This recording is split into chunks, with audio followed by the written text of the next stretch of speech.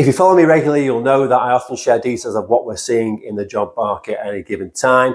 But today, as we approach the end of the year, I'm going to share with you some predictions for what I think is going to happen in the first half of 2024. So we're going to start with some context about where we are right now. Then we'll talk about the factors that I believe influence the job market.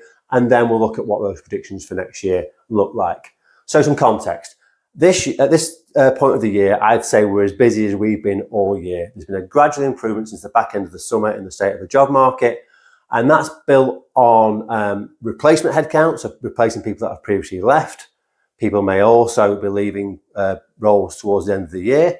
It's based on some planning for next year as companies maybe change the structure of how they go to market and might be changing the balance in their sales and marketing operations in particular. And in some cases, not too many, in some cases, it's additional headcount from companies that are feeling quite bullish about the prospects of growth in 2024. So it's been a good period in terms of recovery since the difficulties of early on this year.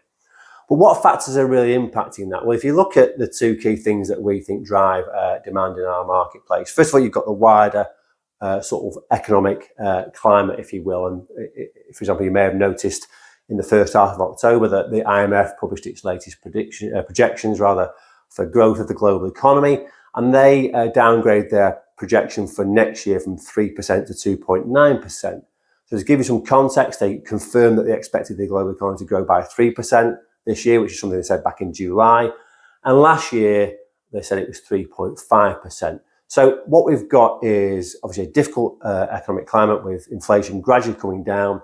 But the IMF believe that the global economy can have a soft landing rather than a really unwelcome recession. So that's what the global economic picture looks like. And that's important to the next sort of point I'd like to make, and that's around investment.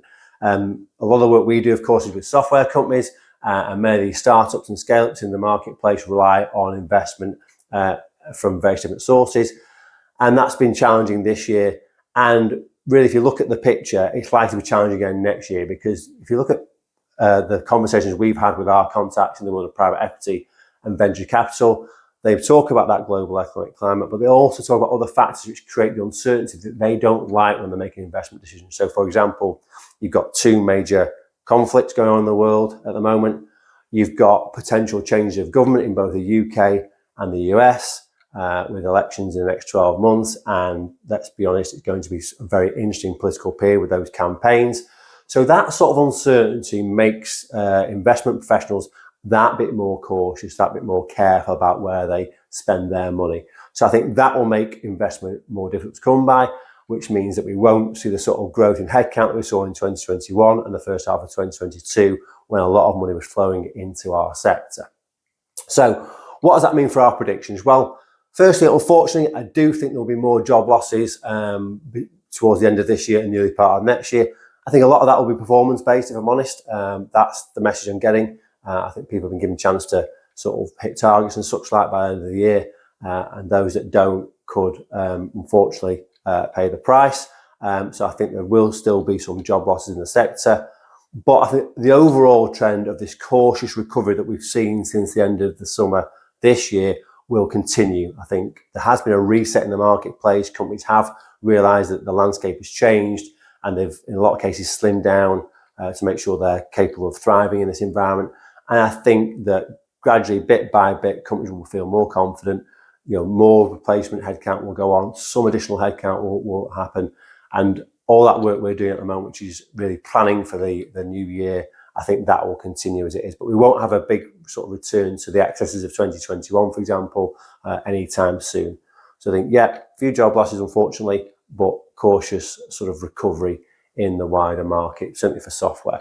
What about consulting and corporate, the other markets we serve? Well, I think consulting is actually possibly the most uncertain of these markets at the moment. I've made a special video all about that, which you can see in the Insider, which we, of course, publish in November. And in the corporate market, I'm starting to see some really encouraging signs, not in massive numbers, but the nature of those signs. And that is more roles that are starting to focus on digital skills. It's a trickle at the moment. It's not really developed yet, but it's definitely increasing. And I think it's welcome. And again, I've made a separate video to talk about that, which you can see in Insider. So thanks for listening. I hope you enjoyed it. I hope you found it useful. If you want any more details about your personal career demand for your skills, whether it be in your country or your particular professional skill set, then you can always get us. All of our contact details are on everyday.com, and we look forward to hearing from you. Okay, thank you.